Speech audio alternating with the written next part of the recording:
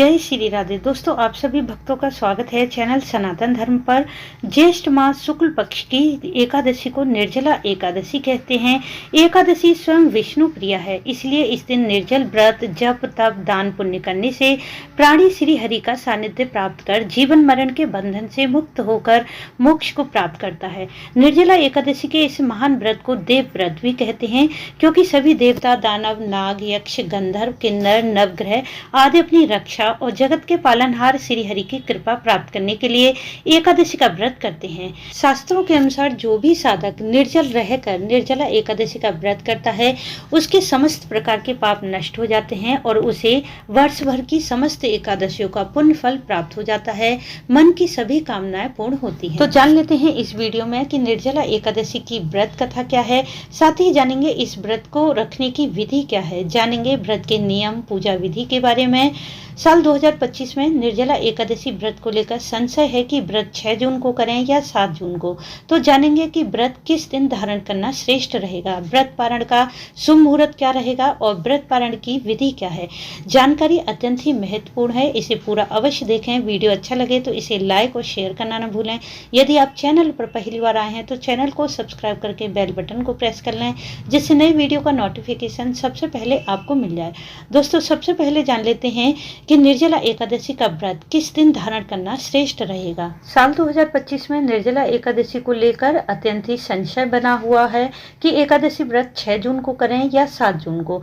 तो देखिए, 6 जून दिन शुक्रवार को एकादशी तिथि सूर्योदय से लेकर सूर्यास्त तक पूरा दिन रहेगी, परंतु इस एकादशी का पारण आप 7 जून को दोपहर में 1:44 से 4:31 पर करेंगे, क्योंकि इस दिन हरिवासर सुबह 11:25 पर समाप्त है और दोपहर के बाद ही आप व्रत का पारण कर सकते हैं। इस प्रकार देखा जाए तो 6 जून की एकादशी का व्रत पूरा 1.5 दिन का रहेगा, और जो कि बहुत से साधकों के लिए निर्जल व्रत करना अत्यंत ही कठिन रहेगा। वहीं 7 जून दिन शनिवार को पड़ने वाली एकादशी द्वादशी तिथि युक्त है।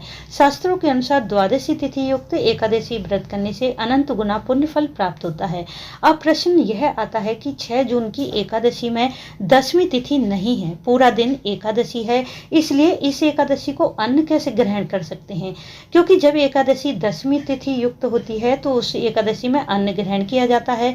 इसलिए यदि आपके लिए संभव हो तो आप 6 जून की एकादशी में फलाहार कर सकते हैं, जूस, दूध इत्यादि ले सकते हैं, परंतु इस दिन अन्न ना खाएं और 7 जून की एकादशी को निर्जल व्रत करें। इस प्रकार आप एकादशी के दिन अन्न ग्रहण के दोष से भी बच सकते हैं और 7 जून को निर्जल व्रत करके निर्जला एकादशी व्रत का पुण्य फल प्राप्त कर सकते हैं। क्योंकि जब इस प्रकार की स्थिति आ जाती है कि दोनों ही दिन की एकादशी हो, तो आप दोनों ही दिन अन्न ग्रहण ना करके फलाहार कर सकते हैं, परंतु यह निर्जला एकादशी है, इसलिए 6 जून में आप फलाहार कर लें और 7 जून को निर्जल व्रत करके 8 जून दिन रविवार में एकादशी व्रत का पारण करें। पारण से पूर्व किसी ब्राह्मण को शुद्ध सात्विक भोजन कराएं, जिसमें चावल अवश्य बनाएं और अपनी सामर्थ्य श्रद्धा के अनुसार दान दक्षिणा देकर व्रत को खोल लें।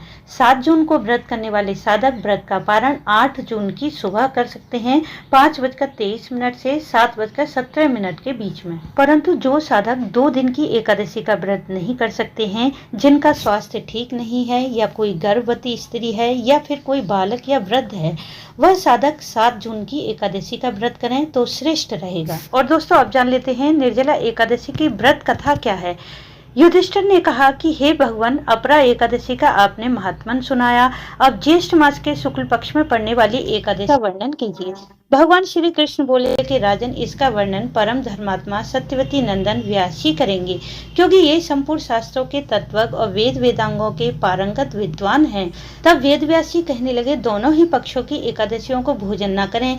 द्वादशी को स्नान आदि से पवित्र हो, फूलों से भगवान केशव की पूजा करके नित्य कर्म समाप्त होने के पश्चात पहले ब्राह्मणों को भोजन देकर अंत में स्वयं भोजन करें। यह सुनकर भीमसेन बोले, परम बुद्धिमान पितामह, मेरी उत्तम बात सुनिए। राजा युधिष्ठिर, माता कुंती, द्रौपदी, अर्जुन, नकुल और सहदेव ये एकादशी को कभी भोजन नहीं करते। मुझसे भी हमेशा यही कहते हैं कि भीमसेन तुम भी एकादशी को ना खाया करो, किंतु मैं इन लोगों से यही कहता हूँ कि मुझसे भूख सही नहीं जाती। भीमसेन की बात सुनकर व्यास जी कहने लगे, यदि तुम्हें स्वर्ग लोक की प्राप्ति अभीष्ट है और नरक को दूषित समझते हो तो दोनों पक्षों की एकादशी को भोजन न करो। भीमसेन बोले, महाबुद्धिमान पितामह, मैं आपके सामने सच्ची बात कहता हूँ। एक बार भोजन करके भी मुझसे व्रत नहीं किया जा सकता, फिर उपवास करके तो मैं कैसे रह सकता हूँ। मेरे उदर में व्रक नामक अग्नि सदा प्रज्वलित रहती है, अतः जब मैं अधिक खाता हूँ तभी यह शांत होती है। इसलिए महामुनि, मैं वर्ष भर में केवल एक ही उपवास कर सकता हूँ जिससे स्वर्ग की प्राप्ति सुलभ हो तथा जिसके करने से मैं कल्याण का भागी हो सकूं। ऐसा कोई एक व्रत निश्चय करके बताइए, मैं उसका यथोचित रूप से पालन करूंगा। व्यास जी ने कहा, भीम, ज्येष्ठ मास में सूर्य वृष राशि पर हो या मिथुन राशि पर शुक्ल पक्ष में जो एकादशी हो उसका यत्न पूर्वक निर्जल व्रत करो। केवल कुल्ला या आचमन करने के लिए मुख में जल डाल सकते हो, उसको छोड़कर और किसी प्रकार का जल विद्वान पुरुष मुख में न डालें, अन्यथा व्रत भंग हो जाता है। एकादशी को सूर्योदय से लेकर दूसरे दिन के सूर्योदय तक मनुष्य जल का त्याग करे तो यह व्रत पूर्ण होता है। तदनंतर द्वादशी को निर्मल प्रातः काल स्नान करके ब्राह्मण को विधि पूर्वक जल और स्वर्ण का दान करे। इस प्रकार सब कार्य करके जितेंद्र पुरुष ब्राह्मणों के साथ भोजन करे। वर्ष भर में जितनी एकादशियां होती हैं उन सब का फल निर्जला एकादशी के सेवन से मनुष्य को प्राप्त हो जाता है, इसमें तनिक भी संदेह नहीं। शंख चक्र और गदा धारण करने वाले भगवान केशव ने मुझसे कहा था कि यदि मानव सबको छोड़कर एकमात्र मेरी शरण में आ जाए और एकादशी को निराहार रहे तो यह सब पापों से छूट जाता है। एकादशी व्रत करने वाले पुरुष के पास विशालकाय विकराल आकृति और काले रंग वाले दंड पाशधारी भयंकर यमदूत नहीं आते, अतः इस व्रत को करने वाले पुरुष को भगवान विष्णु के धाम में ले जाया जाता है। अतः निर्जला एकादशी को पूर्ण यत्न करके उपवास करना चाहिए। तुम भी सब पापों की शांति के लिए यत्न के साथ उपवास करो और श्री हरि का पूजन करो। स्त्री हो या पुरुष, यदि उसने मेरु पर्वत के बराबर भी महान पाप किया है तो वह सब एकादशी के प्रभाव से भस्म हो जाता है। जो मनुष्य उस दिन जल के नियम का पालन करता है वह पुण्य का भागी होता है। उसे एक एक प्रहर कोटि कोटि स्वर्ण मुद्रा दान करने का फल प्राप्त होता है। मनुष्य निर्जला एकादशी के दिन स्नान, दान, जप, होम आदि से जो कुछ भी करता है वह सब अक्षय हो जाता है। यह भगवान श्री कृष्ण का कथन है। निर्जला एकादशी को विधि पूर्वक उत्तम रीति से उपवास करके मानव वैष्णव पद को प्राप्त कर लेता है। जो मनुष्य एकादशी के दिन अन्न खाता है वह चांडाल के समान है और मरने पर उसको दुर्गति प्राप्त होती है। जो ज्येष्ठ के शुक्ल पक्ष में एकादशी को उपवास करके दान देंगे वे परम पद को प्राप्त करते हैं। जिन्होंने एकादशी को उपवास किया है वो ब्रह्म हत्यारे, शराबी, चोर, गुरुद्रोही होने पर भी सब पातकों से मुक्त हो जाते हैं। कुंती नंदन, निर्जला एकादशी के दिन श्रद्धालु स्त्री पुरुष के लिए जो विशेष दान और कर्तव्य विहित है उसे सुनो। इस दिन जल में शयन करने वाले भगवान विष्णु का पूजन जलमयी धेनु का दान करना चाहिए अथवा प्रत्यक्ष धेनु या घृतमयी धेनु का दान करें।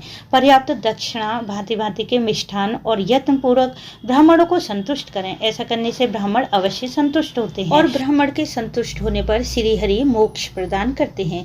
श्री हरि की पूजा और रात्रि में जागरण करते हुए निर्जला एकादशी का व्रत करते हैं तो वह मनुष्य बीती हुई 100 पीढ़ियों को और आने वाली पीढ़ियों को भगवान वासुदेव के परम धाम में पहुंचा देता है। निर्जला एकादशी के दिन अन्न, वस्त्र, गो, जल, शैया, सुंदर आसन, कमंडलू, छाता दान करना चाहिए। जो श्रेष्ठ सुपात्र ब्राह्मण को जूता दान करता है वह सोने के विमान पर बैठकर स्वर्ग लोक में जाता है। जो इस एकादशी की महिमा को भक्ति पूर्वक सुनता है, भक्ति पूर्वक वर्णन करता है, वे दोनों स्वर्ग लोक में जाते हैं। एकादशी व्रत धारण करने के लिए एकादशी के दिन दंत धावन करके यह नियम लें कि मैं भगवान केशव की प्रसन्नता के लिए एकादशी को निराहार रहकर आचमन के सिवा दूसरे जल का भी त्याग करूंगा।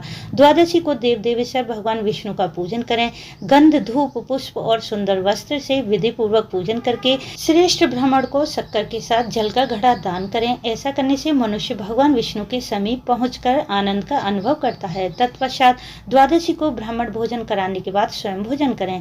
जो इस प्रकार पूर्ण रूप से पापनाशनी एकादशी का व्रत करता है वह सब पापों से मुक्त हो अनामय पद को प्राप्त करता है।